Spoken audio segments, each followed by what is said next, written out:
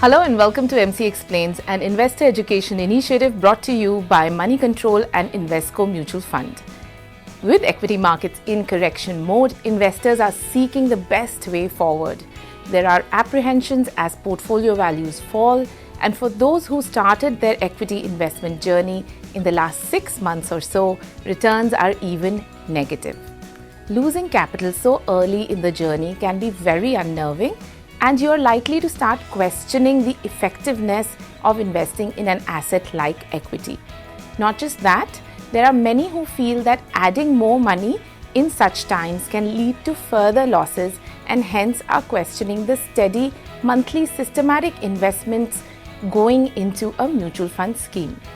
There are two things to unpack here: why are the markets correcting and what you should do about it. Let's address the first point. Why are the markets correcting? If you haven't been told or haven't yet experienced it, equity markets do not give you linear returns. It is always going to be up and down with stock prices. However, the last 9 calendar years have seen the benchmark Nifty 50 index deliver only positive returns, which means that many new investors are unused to seeing prices fall like this. And it also means that perhaps stock prices had moved ahead of fundamentals and needed to retrace. The immediate trigger, other than expensive valuations, is the uncertain global economic environment, geopolitical uncertainty, and the change in policies that can potentially disrupt global trade. All these factors together have prompted large institutional investors to rework their risk stance and sell out of volatile assets for the time being. This is not the first time that a correction has happened in the equity markets.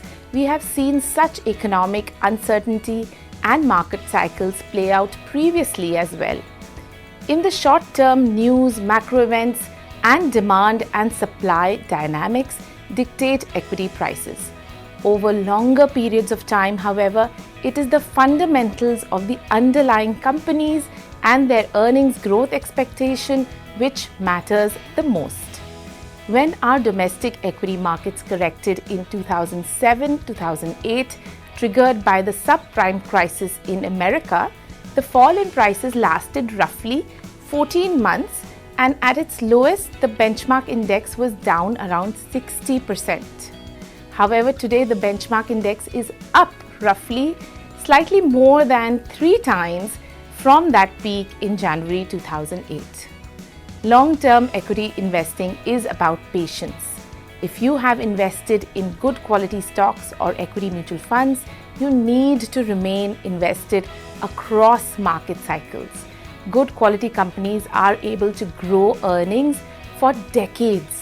And eventually, that is the trajectory of growth that the stock price also follows.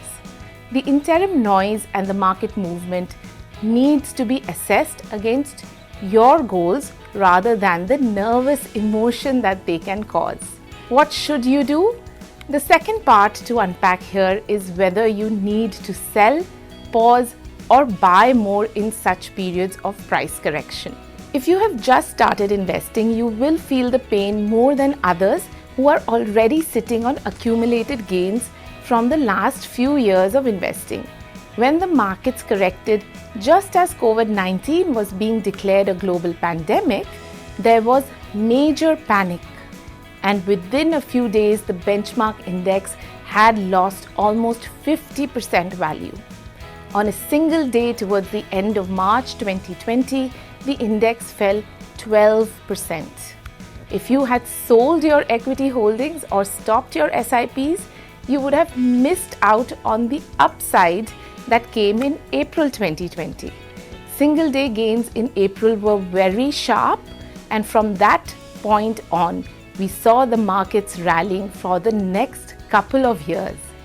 Long-term investing requires you to not only remain invested, but also continue your regular investments through the months so that you can achieve those inflation-beating equity returns.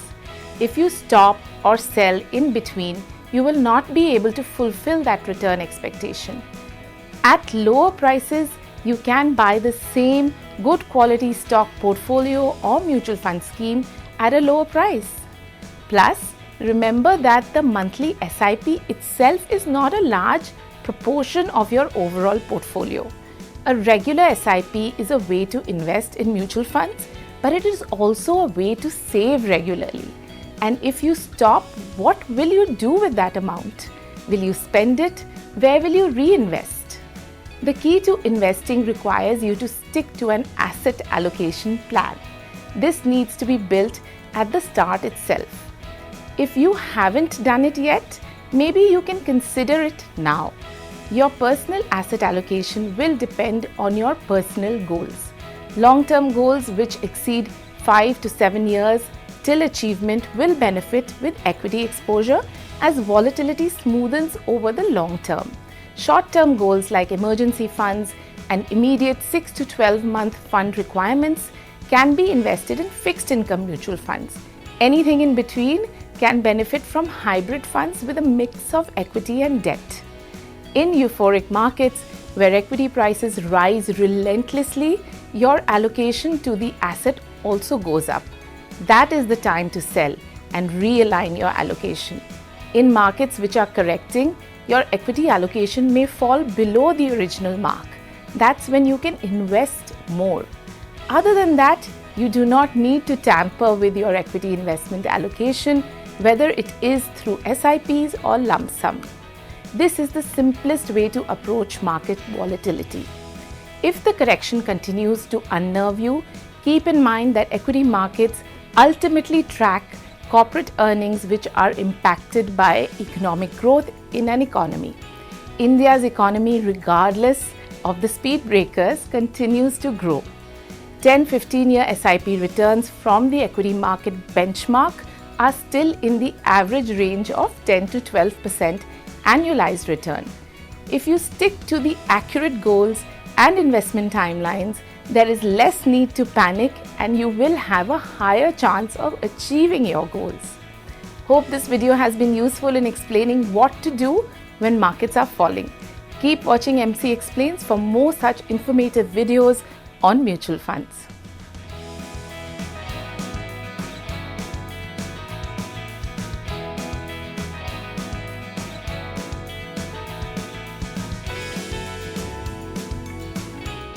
Mutual fund investments are subject to market risks. Read all scheme-related documents carefully.